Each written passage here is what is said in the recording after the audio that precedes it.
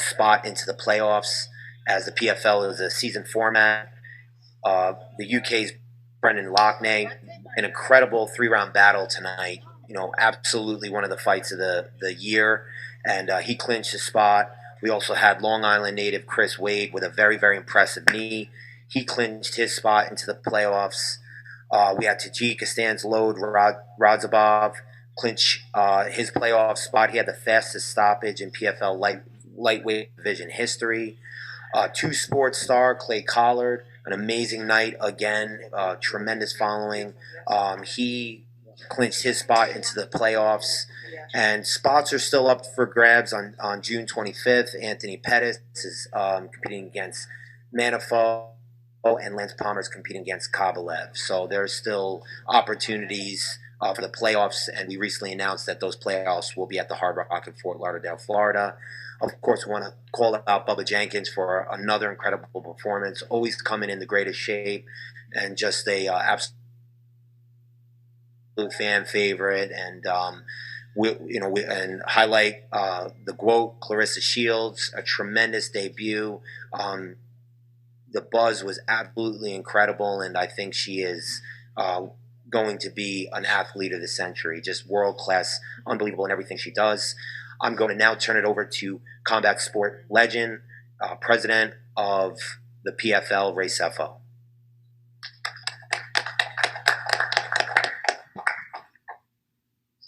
Good evening, everybody.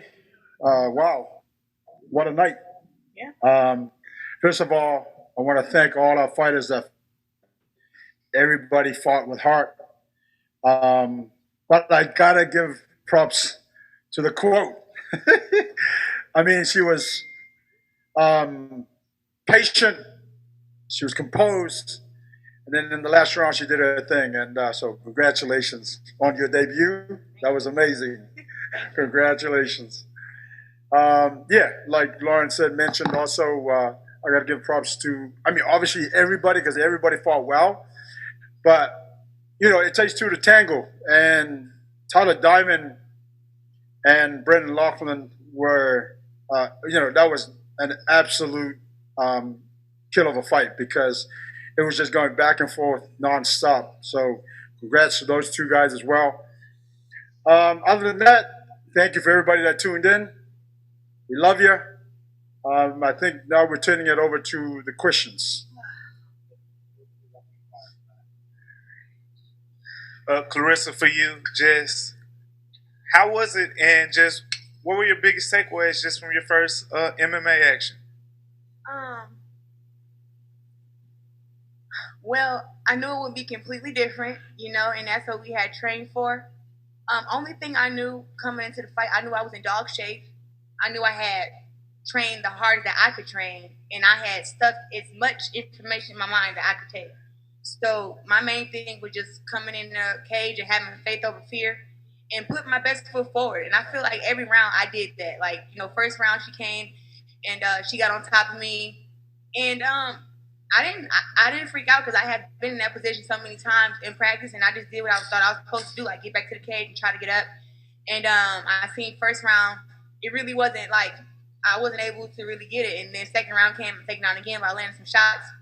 And but I just knew like she couldn't hurt me, and I just I need to figure out what it is with the movement and stuff like that. When I sat down second round and coach said, "Hey, it's time to go in here and get the stoppage," I was just like, I'm not getting taken down this round. I'm not giving her my back end. I'm just gonna just come out here and just give the best that I got. And I could have went home with the L like that, but it's just something in me that came over me, was like keep punching. And I felt she was getting tired, because when she was holding me down, she was just holding me down and trying to punch me was unsuccessful. And I think that was kind of discouraging for her. But I just was like, don't let her hit you in the face, and just continue to try to get up. And once I got myself going, I started those big right hands. My right hand has never failed me. I just was like, I'm gonna keep letting it go. And I made her quit. So, hurrah. Yeah, it's cool. Breeze. Hey, Hey, this is Breeze with the MMA Breeze. My question is for Bubba Jenkins. Bubba, you said after the fight, it's always bad man versus bad man, you competing against yourself. But what do you take about the other guys in your bracket, and is there somebody that individually that specifically you would like to face in the tournament? Yeah, man, I appreciate you, Breeze, always doing your thing and getting in here and recognizing me.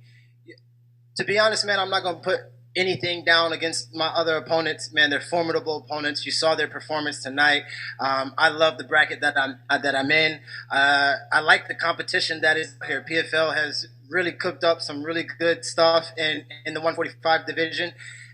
We're putting on some shows. I would definitely like to see that British boy, because we've been talking a lot and we've been having some good fun back and forth. But I'm America, bro, and the reason why we free is because they couldn't stop us in the beginning. So let's get this thing going. But other than that, man, bad man versus bad man. I feel like I'm the best guy in the bracket. I feel like nobody can stop me. I take some breaks in there every now and then to really kind of let y'all know that I'm in control.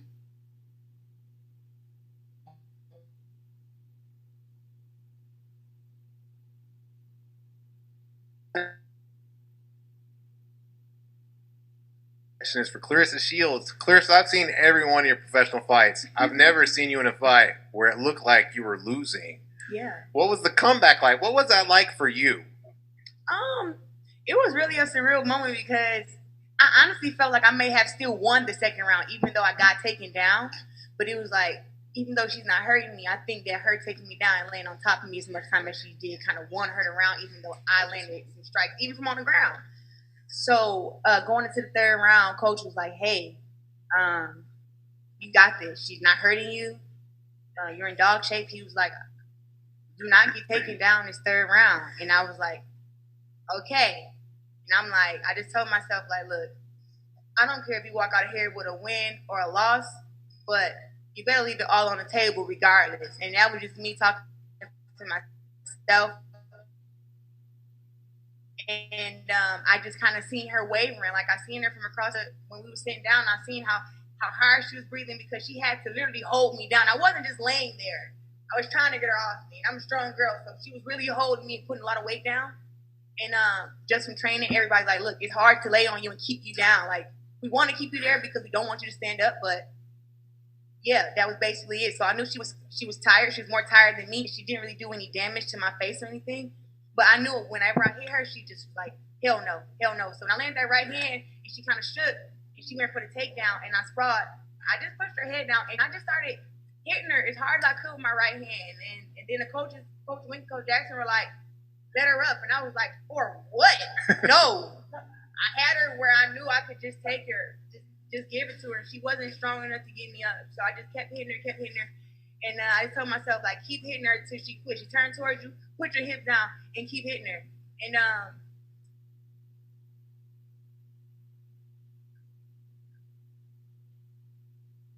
it was.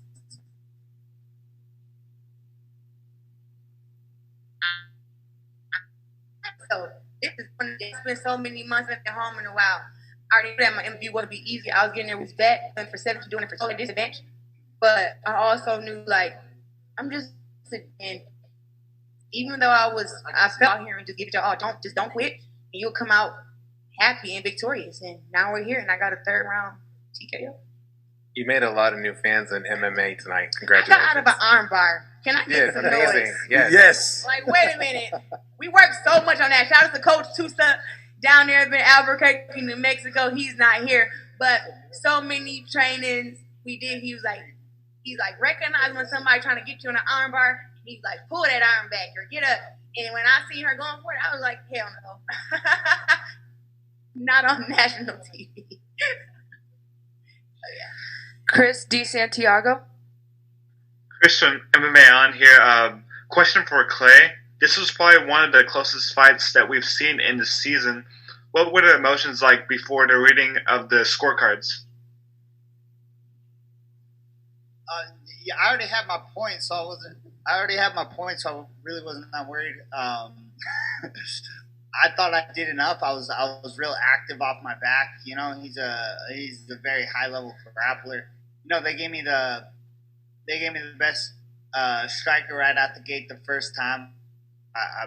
You know, that's done and in the books. And now they gave me a black belt, and you know, I think that's what everybody thought that was my weakness. But I mean, I got out the choke and I did damage the entire fight from off my back, and I got up and I almost tapped him out as well. So I'm well rounded and I'm scrapping, and that's all I came here to do, man. Win, lose, or draw, I'm scrapping and I'm entertaining.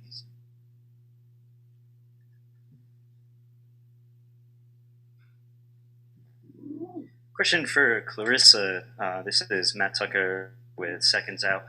Near the end of the second round, you had her back and you were hitting her with those huge rights. Did you realize that you had her hurt at that time? Because she was real slow getting to her corner at that point. In the second round? Yeah, the end of the second round. I would have to go back and watch it. Everything is like such a blur. Everything happened so fast. It was a wild fight. Congratulations. Yeah, it was. And listen, I never underestimated Brittany. Like, I spent so much time in the gym. I just want to keep reiterating that. Like, anything I wasn't good at, I'm like, that's what.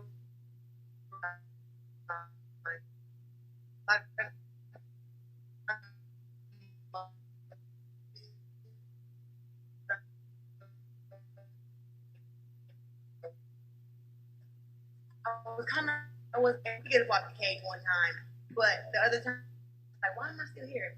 And we worked camp, but I know her. And I knew my right. How I knew that I just touched.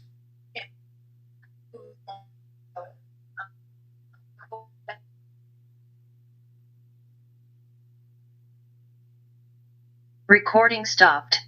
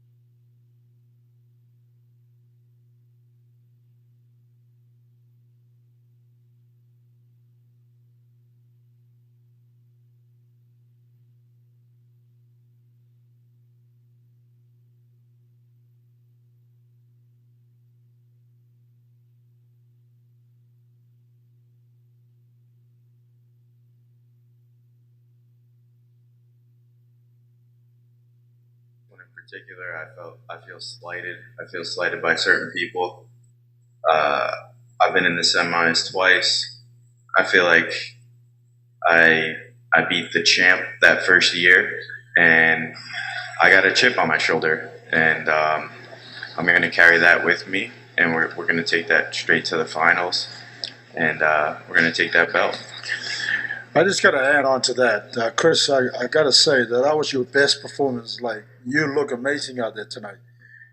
Hence the reason why you got the finish. Whatever you did in between the first fight and now, keep doing that because you look great. Thank you, Ray. A question for Ray. Ray, you know, for Claressa, you have a lot of new viewers who are coming in, ESPN2, focusing on you guys, your organization. What did it mean to you guys to not have just so many great fights? Fight after fight, it was just electric all the way up the lead up to Claressa. It just felt like it was a building to a crescendo. What did that mean to you guys to have that for tonight? Well, yeah, obviously for us that was truly amazing. But at the same time, if we look at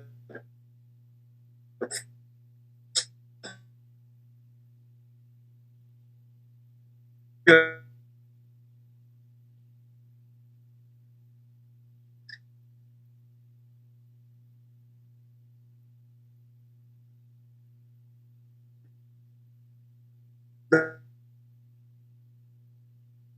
100% great for us.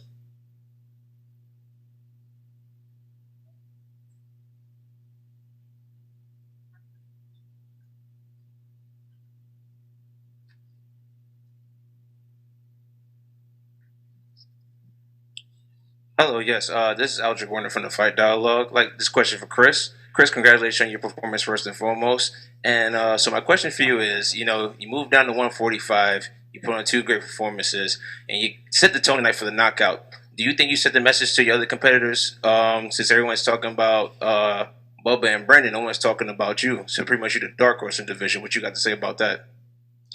Yeah, I mean, like I said, I've been in the semifinals twice. That was a weight class up, and respect to both of those guys. They're very, very tough. Bubba is one of the most accomplished wrestlers that I've seen in MMA, and wrestling is near and dear to my heart. So I have a ton of respect for him. But I'm here, man. I'm here to win this thing. I'm here to take this title. This is about my legacy. It's about more than just money, and that's, I think, what Ray was kind of alluding to. I had to soul search here a little bit and say, is this something that I want to keep doing? And the answer was yes. And that's why you're seeing these types of performances now. I'm not afraid anymore. And I think if you talk to any of the fighters up here, that's something that, even though you're in there, you got to get over that fear of a dramatic loss. And once you get past that, you can really take it to the next level.